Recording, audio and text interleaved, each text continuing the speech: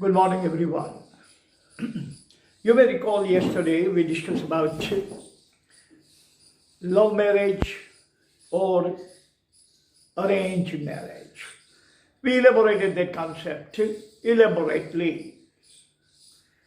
Today we are going to talk about the unavoidable consequences of love marriage. What happens in love marriage? And that unavoidable consequences is termed as honor killing. Honor killing in which lovers are hacked, lovers are killed, assassinated by their own relatives. When they don't change, when the parents cannot convince them, dissuade them,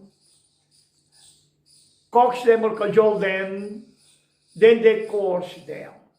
Finally, they decide that since they are not willing to change, willing to leave each other, and they are going to bring bad name or disgrace to the family, they are going to malign the name of the family and sully the image, sully the reputation of the family, then finally, hush-hushly, clandestinely, they wink assassination, murder of both of them. They hire hitman or bad boy. They arrange, orchestrate a kind of encounter. They pay the money to the killer. We call it in our linguistic or regional linguistic supari. They give them supari, they hire a killer, hire an assassin, and that assassin kills both of them. And there's no any kind of uproar, there's no any kind of remorse, there's no any kind of regrets, no investigation, nobody is arrested because authorities also more or less concur with this kind of steps taken by parents. So society appreciates and support parents, authority appreciates and support the parents because all of these gang and gangsters get together and prevent one incident, so 99 incidents can be prevented automatically by the fear psychosis of murder. They set an example. They set an example by killing one pair of lovers so that other pairs of lovers are not going to dare or they are not going to be encouraged to get into love affair. This is known as honor killing, very prevalent, ubiquitous in Muslim societies, Muslim nations, Punjab, Haryana, Rajasthan, all the northern states, even in Gujarat. But incidents are marginal, totally negligible in the southern state of India because parents are educated, parents encourage and understand. They let their ego go. Don't let their children go, but let their ego go, and they are happy and they bless couple because they love each other. That is the most important thing. If you don't love each other, then what is the best than loving? Loathing, hatred is better than love. Hating each other will be appreciated by parents. Going to the history of our mythology, Ram loved Sita, Muhammad loved his wife, Krishna loved his wife. Everybody loved, and even today, our parents love each other, so the marriage survives, marriage sticks, marriage is intact. Hatred is destructive, only love is constructive. But parents have this kind of negative prism and negative parlance about love. They cannot, their ego cannot tolerate, their vanity cannot tolerate. So they carry out honor killing, they hatch the conspiracy, both set of parents. Girls' parents, boys' parents, they hatch conspiracy in unison, hush-hushly, and they get both of them killed. I have elaborated 4 points pertaining to that. Point number one is love, excuse me. As we are talking about point number one, lovers have no right to love or live. If you are a lover, then you have no right to love anyone or you have no right to live in this world. You have to go. You have to pack up your bag and baggages, pack up every single thing and leave this world because you don't belong on this world because you are a lover.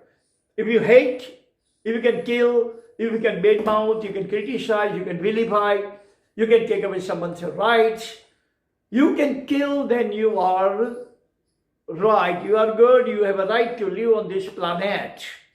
But if you love, then you have no place on this planet for you.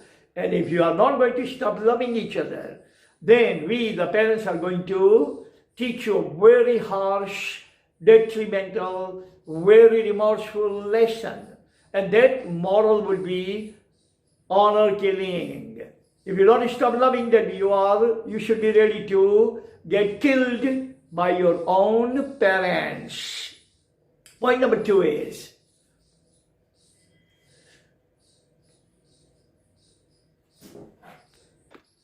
these kinds of society where parents are predator, parents don't love the love of their kids, they are not happy. They should appreciate that their children are in love. So, this is a society where love is lost and lust is loved. Society where love is lost. If you love someone, you are hated. People are going to hate you because you are a lover. But if you have lust in your heart, if you are going to involve in any kind of illicit activities, then you are loved. Nobody is going to point finger at you if you are a bad, illicit, all kinds of promiscuous activities that you are indulging in. Nobody is going to kill you. Nobody is going to kill you for anything you do, but you can get killed if you make a mistake of loving someone. God forbid. Don't love, but lust. Lust is okay. Love is not. Point number four is, point number three is parents turning predator for their own progeny. Parents are turning predator.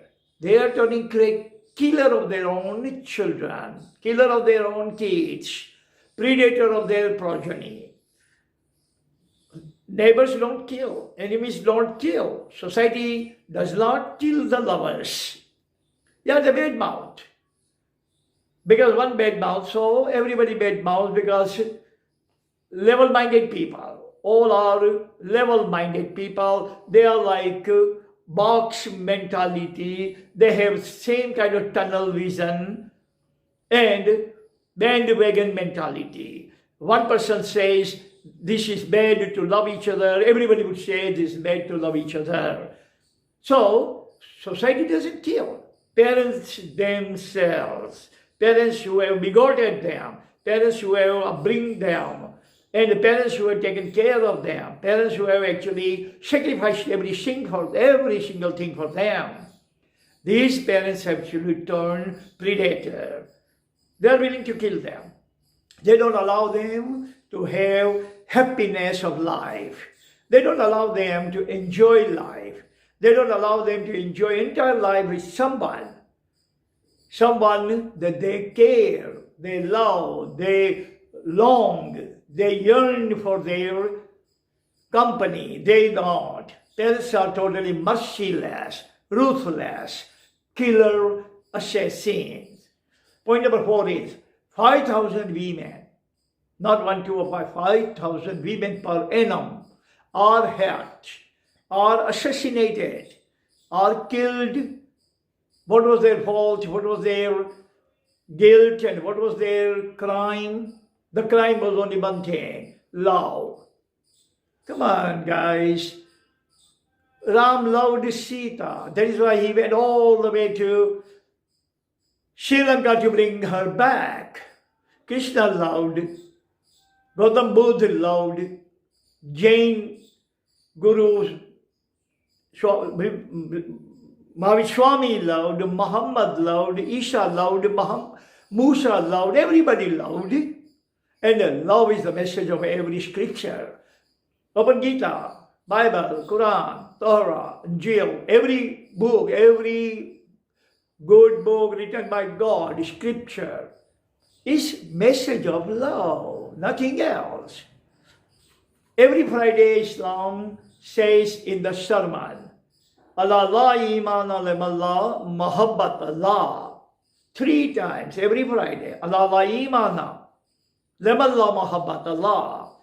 Sermon of Prophet says, if you don't love someone or everyone, not someone, if you don't love everyone, including animals, you are not Muslim. You are bereft of Islam. You are some of hate because you have no passion, no compassion, no love, no sympathy for others. Islam even says, don't kill snake. Don't kill snake unless and until the snake is trying to attack you. To save your life, you have to kill, but otherwise, if the snake is moving on its way, don't bother it. Don't threaten it, don't kill it. Every single life, remember, every single life is the gift of God. It is a gift of God and we belong to God. If we break a toy of a kid is going to cry because we broke his toy. Now if we actually kill God's gift to us, something that belongs to God, don't you think that God will have tears in his eyes also? So we have no right to kill anyone. Lovers should be blessed. Love should be blessed. And lovers should also be careful, don't bring disgrace to the family. Don't do any kind of hanky-panky. Don't involve in any kind of illicit thing. Don't elope. Don't run away from the home. Don't give bad name to your love. But be in true, honest, cardinal, godly love. Everybody will appreciate it. Thank you very much for listening. That's all the time we have. Thank you very much. God bless every one of us. Amen.